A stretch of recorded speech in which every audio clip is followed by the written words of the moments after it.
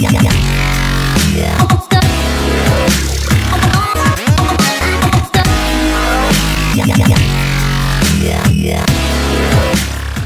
what's going on, ladies and gentlemen? Black Magic here, and thanks for checking out my SA805 class setup video for Call of Duty Ghosts. Now, in the last video, I went over my Vector CRB loadout, and I'll be sure to throw up an annotation on the screen right now for the link to that video, just in case you guys missed it. Go ahead and check that out. Now, before we get into this class setup, I wanted to mention that I'm currently putting together some weapon assessment videos for my channel, where in each video I'll be going over things like recoil, clip size, and useful attachments for each and every single gun in Call of Duty Ghosts. That's right, every single gun. I mean, assault rifles, LMGs, SMGs, shotguns, marksman rifles, every single gun in the game, I do plan on doing a weapon assessment on. Now, I'm gonna be taking my time to make sure that I get these assessments as accurate as I possibly can, so look for those videos to start rolling out by Friday. Also, if you guys are wondering when the new episode of Ghost Guides is, do not worry, more episodes are coming soon, and they will probably be wrapping up by the end of this week. Now, with that said, let's jump into the class setup. So for the SA805, the clip size is about 30 rounds per magazine and has a high rate of fire with a pretty decent damage output. It's probably best at mid-range, but can be effective at longer range gunfights if you use the right attachments. Now, for such attachments, I chose the foregrip for improved stability and a reduction in recoil, and the flash suppressor that supposedly reduces muzzle flash for more precise aiming. Now, while these attachments help, they're not going to turn the gun into a long-range killer, but at least you stand a better chance with them than without. Now, as I said, I normally do not use a lethal and a tactical grenade that often, but when I do, it's for a good reason. With this class, I chose the frag and concussion grenade because there are situations where these things can mean the difference between life and death in this game, and you want to make sure that you take them with you just in case. Before I unlocked Scavenger, I was actually in a game where there was two guys in a room catching people in a bottleneck, and I was all out of ammo, but I used the concussion, then tossed the frag inside, got a kill, ran in to knife his buddy that somehow survived the blast but was still stunned by the concussion grenade. Now, moving on to the perks, I'm using Sleight of Hand for quicker reload times. You're going to see Sleight of Hand in almost every single one of my classes. I hate the default reload time for some odd reason or another. Marathon for unlimited sprinting. I was a bit hesitant about using Marathon at first, but it does help out with this class, believe it or not. Dead Silence, so nearby enemies cannot hear you unless they have some kind of awareness perk attached.